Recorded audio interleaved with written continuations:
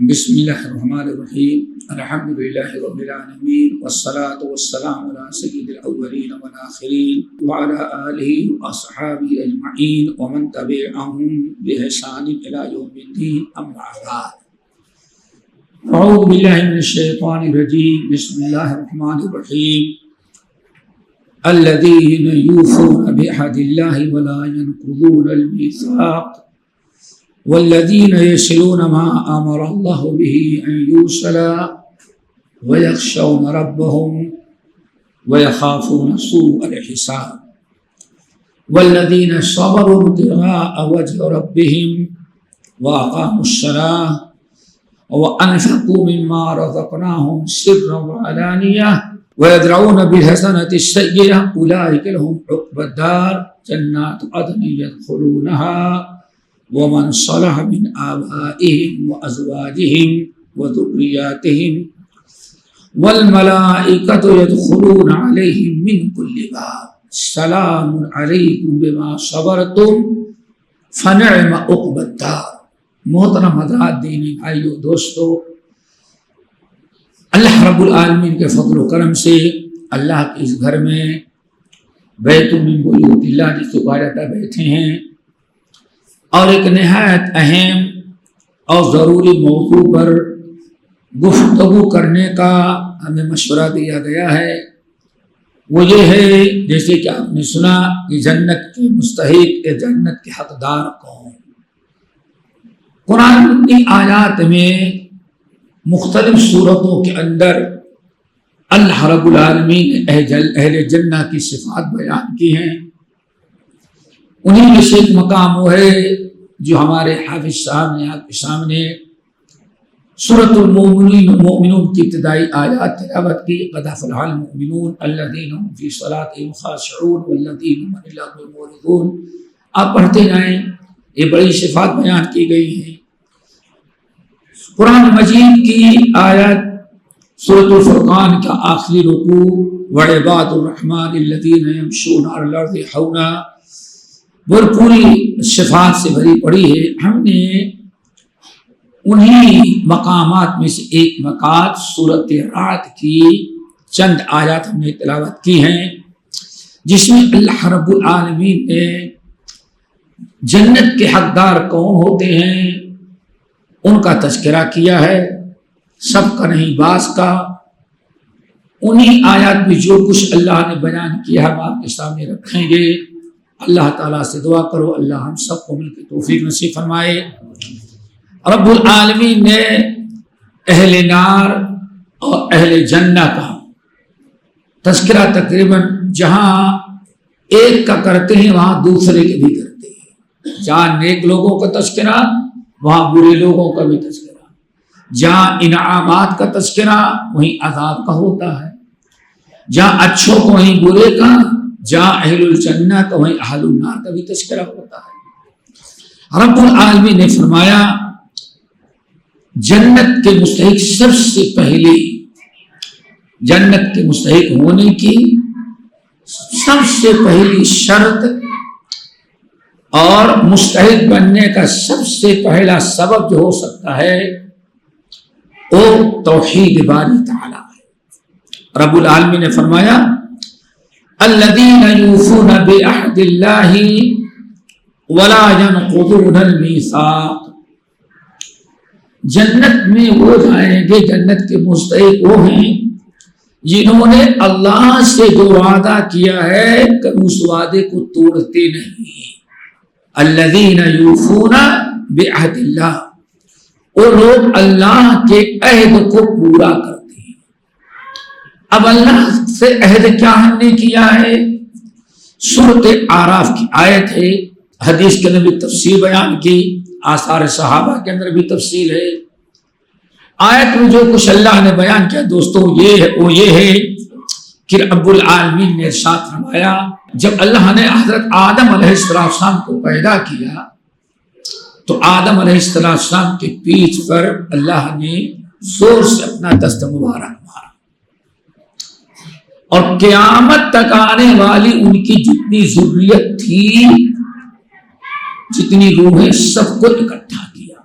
اس کا مطلب انسان کی روح پہلے سے پیدا کر کے رکھی ہے، اور ہر انسان کو جب اللہ تعالیٰ اس کا وقت آتا ہے بناتا ہے تو وہ ڈال دی جاتی ہے۔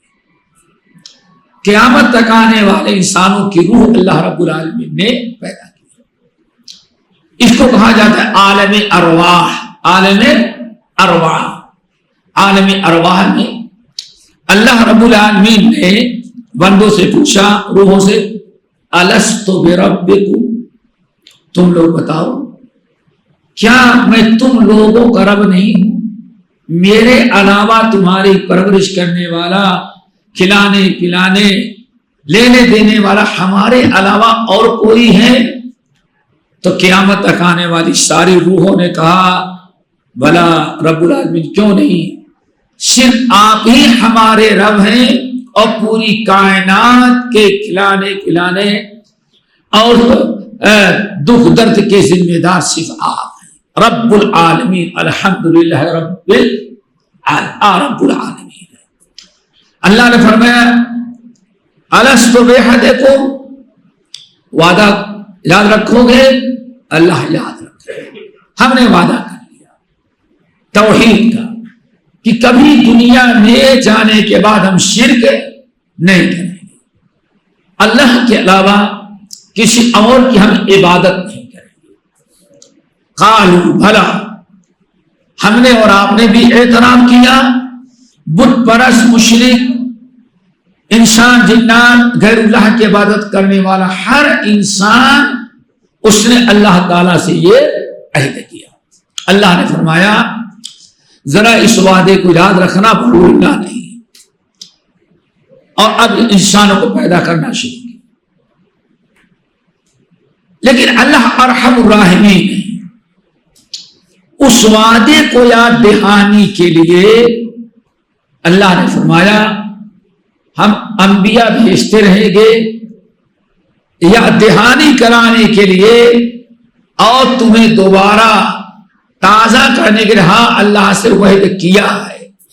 اس وعدے کا یاد دہانی کے لیے فَإِمَّا يَأْتِيَنَّكُم مِّنِّي هُدًى رُسُلٌ مِّنكُم، دو چیزیں ہوگی، نمبر ایک آسمانی کتاب نازل کریں گے، قرآن، تورات، انجیل، زبور، صحیفہ ابراہیم۔ تو اس یاد دہانی کے لیے ہمیں اس وعدے پر قائم رہنے، توحید پر قائم رہنے کے لیے اللہ نے دو راستے بتائے۔ نمبر ایک اپنی کتاب کو نازل کیا، الحمدللہ رب العالمین۔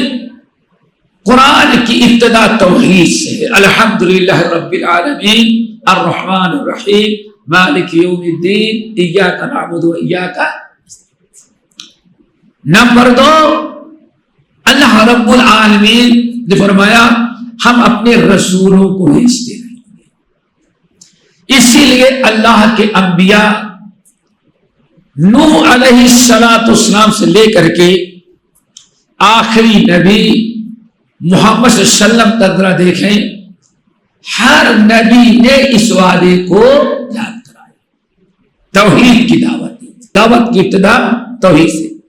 نبی علیہ السلام اقرأ بسم ربک الذی خلق، خلق الانسان من علق، اقرأ وربک الاکرم الذی علم بالقلم علم الانسان ما لم یعلم۔ علم کی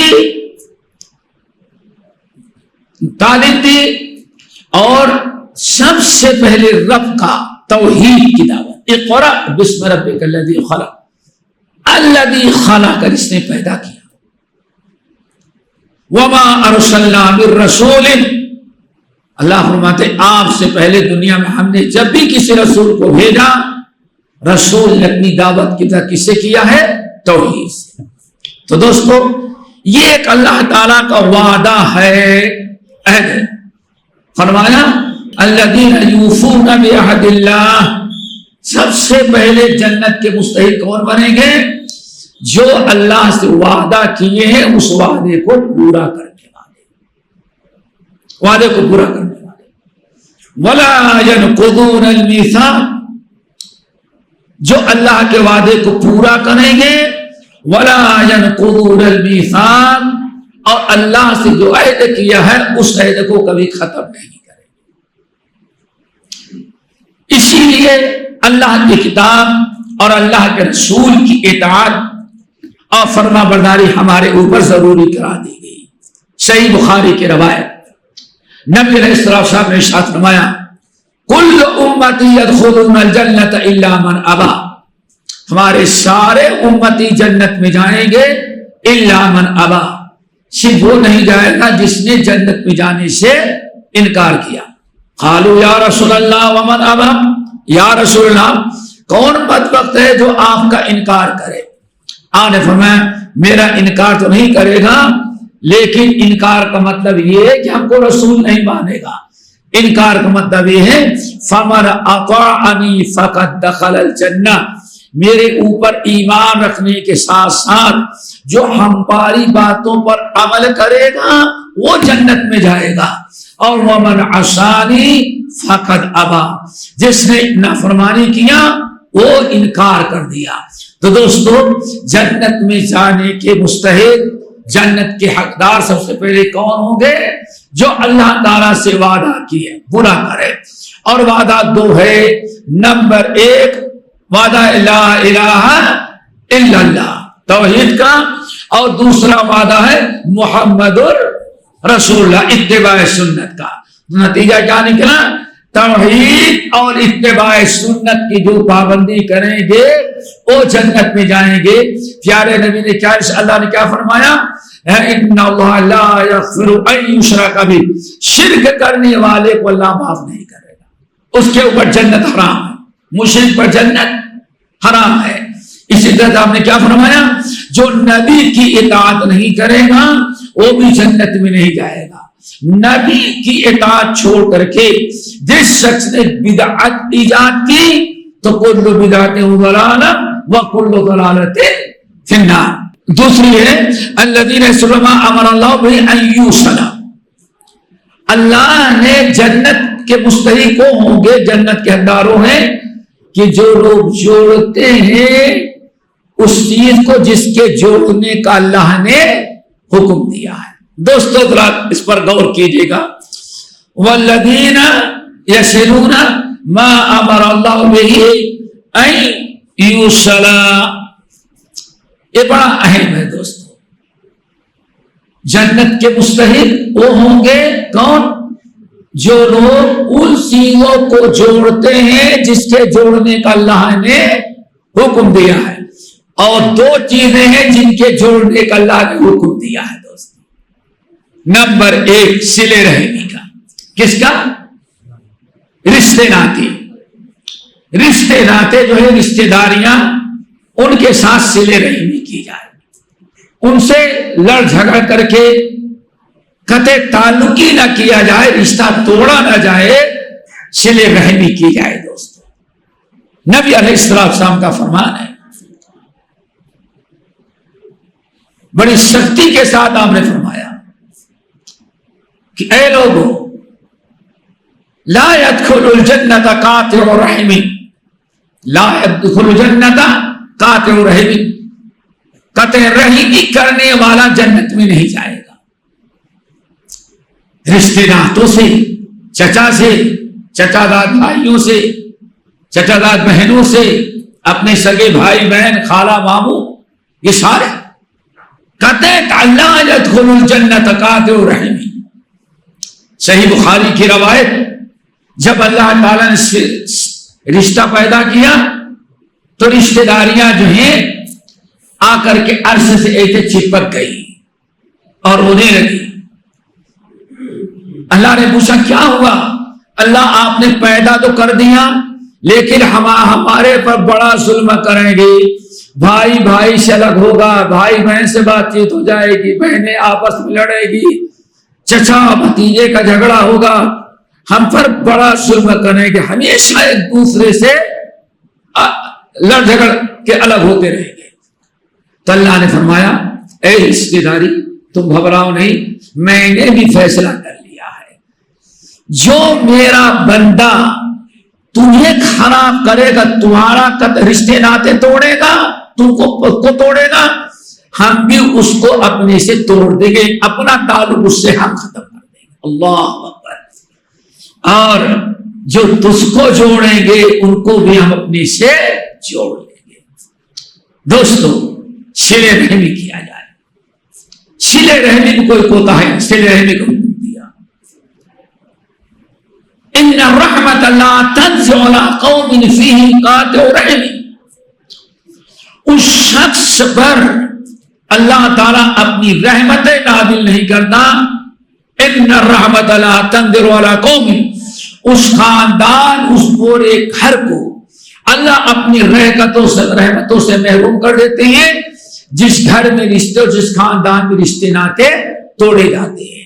آپ نے ارشاد فرمایا تم میں سے جو چاہتا ہے کہ اللہ اس کے مال میں، اس کے رزق میں، اولاد میں برکت دے تو ایک راستہ ہے کیا؟ فلیصل رحمہ، رشتے داریوں کے ساتھ اچھا سلوک رکھے۔ ایک تو ہے جوڑنا، دوسرا جوڑنا اللہ اکبر، اور کس سے جڑا رہنا ہے؟ نماز سے جڑا رہنا۔ کیوں؟ اللہ نے نماز سے جڑے رہنے کو حکم دیا۔ وَارْكَعُوا مَعَ الرَّاكِعِينَ یا مریم اقنتی لربک واسجدی وارکعی مع الراکعون، نماز سے جڑے رہنے کا حکم دیا، مسجد سے جڑے رہنے کا حکم دیا۔ وَاعْتَصِمُوا بِحَبْلِ اللَّهِ جَمِيعًا، اے لوگ آپس میں جڑ کر کے رہو، اتفاق و اتحاد، یہ جڑنا ہے۔ تو ہمیں دو چیزوں کو حکم دیا ہے دوستو، ایک تو کس سے جڑنا ہے؟ صلہ رحمی، اور نمبر دو اللہ کی عبادت سے، اپنی امت مسلمہ سے، اپنی جماعت سے، اللہ کے گھر سے، اپنے سوسائٹی اور معاشرے میں بھی ایک دوسرے سے جڑے رہے، لڑ جھگڑ کر کے علیحدگی اختیار نہ کرے۔ نمبر 3 اللہ نے ارشاد فرمایا وہ کون سے لوگ ہیں؟ وَيَخْشَوْنَ رَبَّهُمْ، وَيَخْشَوْنَ رَبَّهُمْ، جو اپنے رب سے ڈرتے رہتے ہیں۔ اللہ اکبر۔ جنت میں جانے کے لیے کیا شرط ہے؟ وَيَخْشَوْنَ رَبَّهُمْ، اپنے رب سے ڈرتے رہتے ہیں۔ نمبر 4 وَيَخَافُونَ سُوءَ الْحِسَابِ، اللہ اکبر، قیامت کے دن برے حساب سے ہر وقت ڈرتے رہتے ہیں۔ یہاں دو چیزیں ہیں دوستو۔ تیسری چیز وَيَخْشَوْنَ رَبَّهُمْ، اپنے رب سے ڈرتے ہیں، اور خشیت، اور اس کے بعد چوتھی چیز وَيَخَافُونَ۔ تو دو چیزوں میں بڑا فرق ہے، نمبر 1 خوف اور نمبر 2 خشیت۔ دونوں کے معنی کیا ہے اللہ تعالیٰ سے ڈرنا، لیکن دونوں میں بہت فرق ہے دوستو، بہت فرق ہے۔ اور یہاں اللہ نے دونوں کا 2 مقصد بیان کیا۔ وَيَخْشَوْنَ رَبَّهُمْ، تیسرے نمبر پر جنت کے مستحق کون ہے؟ وَيَخْشَوْنَ رَبَّهُمْ، جو اپنے رب سے خشیت کرتے ہیں۔ اور نمبر 4 وَيَخَافُونَ سُوءَ الْحِسَابِ، برے حساب سے ڈرتے ہیں۔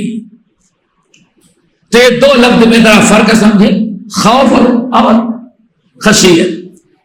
خوف اور خشیت دونوں کے معنی آتے ہیں ڈرنے کی، لیکن دونوں میں بڑا فرق ہے۔ وہ کیا؟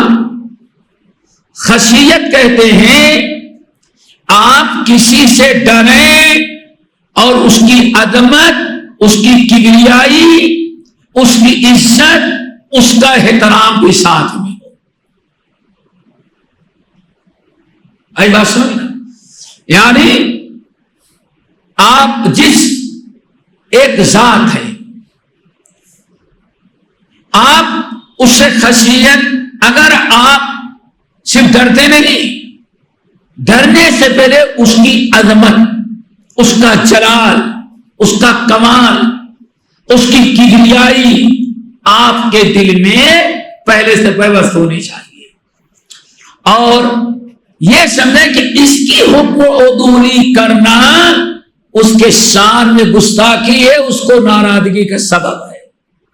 ایک ہی ہوتا ہے جیسے مثال کے طور پر اللہ کی ذات ہے، اللہ تعالیٰ سے ڈرنا بھی ہے، صرف ڈرنا نہیں ہے بلکہ اللہ کی عظمت، اللہ کا کمال، اللہ کی ہیبت، اللہ کی عظمت، اللہ کی کبریائی ہمارے دل میں پیوست ہو، اور وہ ہم سوچتے ہیں اگر ہم نے اس کی نافرمانی کی تو اس کی بڑی بے ادبی اور توہین ہوگی۔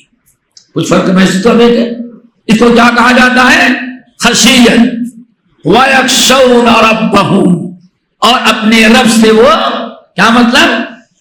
صرف جہنم سے ڈرتے نہیں، مین چیز ہے رب کی کبریائی، رب کی بڑائی، رب کا کمال، رب کا جلال، اس کی عظمت، اس کی ہیبت دل میں اتنی بڑھ جائے کہ ہر چھوٹے بڑے گناہ سے بچنے میں اس کی توہین، اس کے ساتھ میں گستاخی سمجھی جائے۔ اس کو کیا کہا جاتا ہے؟ اور ایک ہے خوف۔ خوف کس کو کہتے ہیں؟ دشمن سے ڈرتا تو لیکن اچھا بیٹے موقع ملے گا تو بتاؤں گا، ڈر رہے ہیں، خوف ہے، لیکن دل میں کوئی عظمت نہیں بلکہ دل میں گالیاں بھی دے رہے ہیں۔ اژدہا سامنے آ جائے، شیر، ہر ایک سے ڈرتا ہے انسان، لیکن کوئی احترام، کوئی عظمت نہیں کرتا، موقع پائے تو پہلے ہی اس کو قتل کر دے۔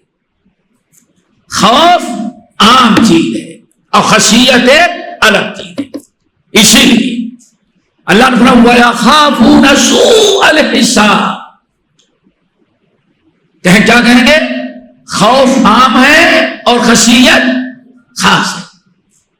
خشیت اسی کو کہیں گے جس کی کا ڈر ضرر کی وجہ سے نہ ہو، نقصان کی وجہ سے نہ ہو، بلکہ جس کی عظمت، جس کی کبریائی، جس کی شان و شوکت دل میں پیوست ہو۔ اور خوف عام ہے، بڑے سے بھی ڈرتے ہیں اور چھوٹے سے بھی ڈرتے ہیں، شیر سے بھی ڈرتے اور جانے چیونٹی سے بھی ڈرتے ہیں، کاٹ لے کے تو مشکل ہو جائے گا، سب سے ڈرتے۔ وَيَخَافُونَ السُّوءَ، ایک تو ہے اللہ تعالیٰ کی عظمت، اللہ کی عظمت، اللہ کا خوف، اللہ کا جلال، اس قدر دل میں اس وقت ان کے پیوست رہتا ہے کہ رب کی نافرمانی کرنے کی ہمت اور جرات نہیں ہوتی۔ میرا محبوب، میرا رب ان سے ناراض ہو جائے گا۔ اس کو کیا کہا جاتا ہے؟ خشیت۔ نمبر 4 وَيَخَافُونَ سُوءَ الْحِسَابِ، اور جنت میں کون جائیں گے؟ جن کو ہر وقت برے خطرناک حساب کتاب کا ڈر لگا رہتا ہے۔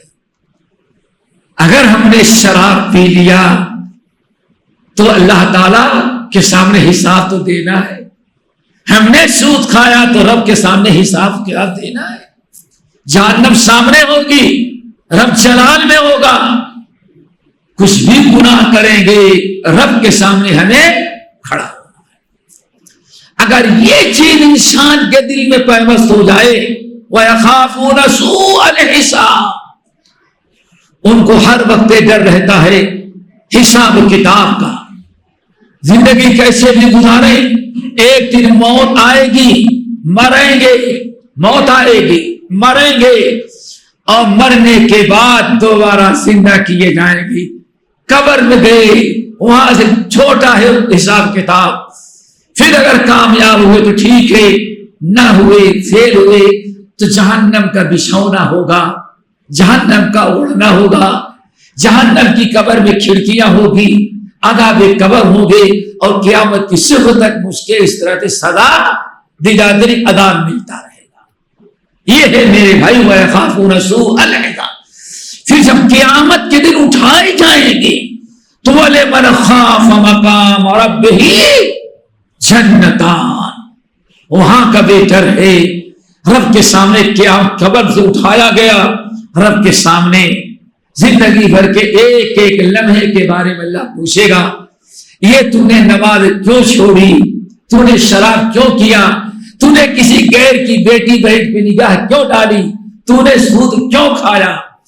عبداللہ بن عباس کہتے ہیں جب اللہ تعالیٰ کسی سے کیوں کر لے گا تو سمجھ جاؤ کہ ہلاک ہوا۔ نبی علیہ الصلوۃ والسلام نے فسوف یحاسب حسابا یسیرا یہ آیت تلاوت کی. حضرت عائشہ بڑی عالمہ اور فاضلہ تھی.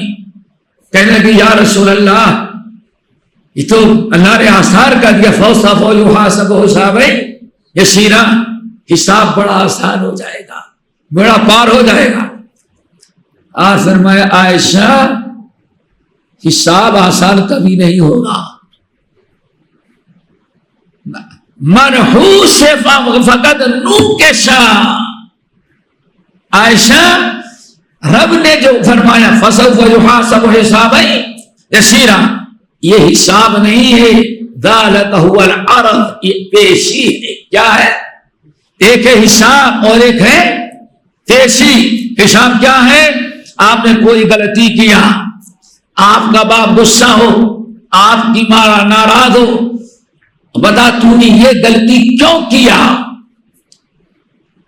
اسی پر شیطان نے 2-4 تھپڑ ماں نے بھی رسید کیا, 2-4 لات باپ نے مارا, کیوں کر لیا. اور ایک ہے کیوں کیا ایسے, غلطی ہو گئی, اچھا ٹھیک ہے جاؤ آئندہ ایسے نہیں کرنا. اللہ اے عرض کیا ہے, یا عائشہ تو حساب کبھی آسان نہیں ہوگا. اللہ جس سے حساب لے پوچھ لے کیوں تم نے ایسے کیوں کیا, بس ہلاک ہو گیا. کیوں کا جواب نہیں. کیوں اگر اللہ پوچھ لے فجر کی نماز کیوں تم نے نہیں پڑھی تو کیا کہیں گے؟ اللہ نیند آ گئی, نیند آ گئی. الارم کیوں نہیں لگایا, امام صاحب سے کیوں نہیں کہ ہم کو نماز کے لیے جگہ دینا. پھر نیند لگ گئی دیر میں, اگر ایئرپورٹ جانا رہتا تو 1 گھنٹے کے بعد بھی نیند کھل جاتی. اور اللہ تعالیٰ کا صلاۃ خیر من النوم, تمہاری نیند نہیں کھلی. 1000 چیزیں ہیں, یاد رکھو. جس سے اللہ کیوں کر لے وہ ہلاک ہوا. دعا کرو اللہ کیوں نہ کرے, صرف پیشی ہو. عائشہ فسوف یحاسب حسابا یسیرا, یہ ہے کہ بندہ اللہ کے سامنے آیا, بندہ اللہ کے سامنے آیا, اللہ رب العالمین کے سامنے اس کے نام اعمال پیش کیے گئے. اب ذرا سنیں, اللہ نے اس کے نام اعمال کو دیکھا, بندہ ہافتہ کافتہ کھڑا ہوا ہے, فرشتے بھی کھڑے ہیں, نام اعمال رکھا ہے. اللہ فرماتے اچھا تم نے یہ کیا, یہ بھی تو نہیں کیا. دعا کرو یہی نوبت آ جائے, یہ گناہ کیا, ارے تم نے اتنا یہ بھی کیا. بندہ ڈر رہا ہے کہ اب اللہ تعالیٰ پکڑے گا, لیکن سب پوچھتے آخر میں کہے اللہ کہے اچھا جاؤ ہم نے تمہارے سارے گناہوں کو معاف کر دیا. یہ کیا ہے؟ فسوف یحاسب حسابا یسیرا. اللہ اکبر, صحیح بخاری کی روایت. میرے بھائیوں تو کہنے کا مطلب یہ ہے وَيَخَافُونَ سُوءَ الْحِسَابِ, اور جس کو حساب کتاب کا ڈر ہوتا ہے, فکر ہوتی ہے, وہی توبہ کرتا ہے, وہی استغفار کرتا ہے, وہی ہر وقت اللہ رب العالمین سے مغفرت اور معافی مانگتا ہے. نمبر 5 کون بھائی جنت میں, جنت کے مستحق کون ہے؟ اللہ اکبر. وَالَّذِينَ صَبَرُوا ابْتِغَاءَ وَجْهِ رَبِّهِمْ, جن کو اللہ تعالیٰ نے بیماری دیا, بیماری میں چیختے چلاتے نہیں, جائز طریقے سے علاج کرتے ہیں, باقی دعا کرتے ہیں, باقی اور کیا اللہ تعالیٰ کی طرف اللہ آپ ہی نے بیمار کیا, شفا دینے والے بھی آپ ہی. انا للہ و انا الیہ راجعون. صبر ابتغاء وجہ ربی, اللہ رب العالمین کی رضا کے لیے. چلو بہت کچھ علاج معالجہ کیا, نہیں شفا ملے, کیا کریں بھائی, اوپر والے کا معاملہ ہے, اوپر والا چاہے بیمار کرے چاہے شفا دے, ہم اس کے ہر فیصلے پر راضی. بس اگر آپ نے یہ سوچ لیا کہ بہرحال اللہ رب العالمین سے خوش ہیں, جس حالت میں رکھے اور امید رکھے کہ انشاءاللہ ضرور بھی ضرور اللہ کسی نہ کسی دن ہمیں شفا دے گا. اللہ تعالیٰ فرماتے ہیں جس نے اس طرح سے اپنے رب کے لیے صبر کیا, 2 چیزیں. نمبر 1 اللہ تعالیٰ فرماتے ہیں اللہ اکبر, ایسا بندہ جس کو اس طرح سے آزمایا اور صبر کیا, لیکن سب کو اس لیے تنگ آ کر اللہ کے رضا کے لیے، اللہ کی خوشی کے لیے۔ اللہ فرماتے ہیں وہ بندہ زمین پر چلتا ہے، مر جاتا ہے تو اس کے نام اعمال میں کوئی ایک گناہ باقی ہی نہیں رہتا۔ کیوں؟ صبر کی برکت سے اللہ نے سارے گناہوں کو معاف کر دیا۔ اللہ اکبر، ذرا سوچو میرے، دیکھا تو صبر کرنا۔ والذین صبروا ابتغاء وجہ ربہم۔ آگے نمبر 6 وَأَقَامُوا الصَّلَاةَ، نماز قائم کرنا۔ بغیر نماز کے جنت بہت مشکل ہے۔ نمبر 7 وَأَنفَقُوا مِمَّا رَزَقْنَاهُمْ سِرًّا وَعَلَانِيَةً، ہم نے جو رزق حلال دیا ہے علانیہ طور پر اور پوشیدہ طور پر بھی اللہ تعالیٰ کے راستے میں خرچ کرتے ہیں۔ کیوں؟ سمجھتے اللہ کا حق ہے اور سمجھتے ہیں کہ اللہ تعالیٰ کے غضب اور غصے اور گناہوں کو ختم کرنے والا سب سے بڑا عمل جو ہے کیا؟ صدقہ خیرات ہے۔ نمبر 8 یاد رہے گا، وَيَدْرَؤُونَ بِالْحَسَنَةِ السَّيِّئَةَ، دعا کرو کبھی برائی کا بدلہ برائی سے نہیں لیتے، ہمیشہ برائی کا بدلہ بھلائی سے۔ ادفع باللتی ہی احسن، جو شخص، اللہ نے فرمایا جس شخص نے 8 عمل یہ کیا، اللہ نے فرمایا یہی لوگ ہیں جو جنت میں داخل ہوں گے۔ کہاں جائیں گے؟ جنت میں۔ جنت میں داخل ہو گئے نا، اور جنت میں داخل ہو جائیں گے تب اکیلے نہیں، خود بھی جائیں گے، ماں باپ بھی جائیں گے، اور اپنی نسل ذریت کو بھی لے کے جائیں گے ایک ساتھ۔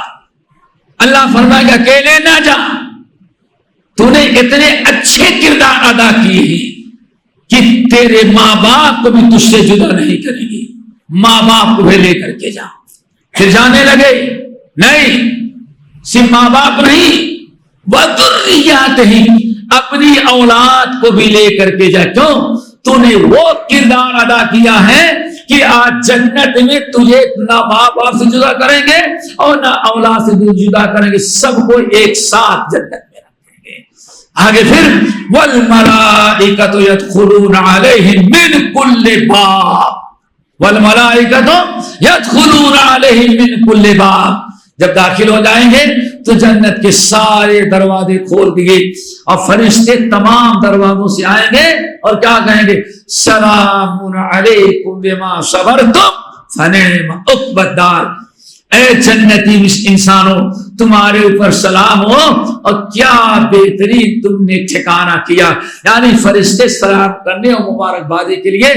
والملائکۃ یدخلون من کل باب، ایک دروازے نہیں، جنت کے سارے دروازوں سے مبارکبادی اور آپ کو سے ملاقات کے لیے آئیں گے۔ یہ ہے جنت کے مستحقین۔ دعا کرو اللہ تعالی ہم سب کے اندر یہ 8 صفات پیدا کر دے جس کی برکت سے ہم لوگ جنت کے مستحق بن جائیں۔ باقی پھر انشاءاللہ کبھی۔ اقول قولی ھذا واستغفر اللہ من کل ذنب واتوب الیہ۔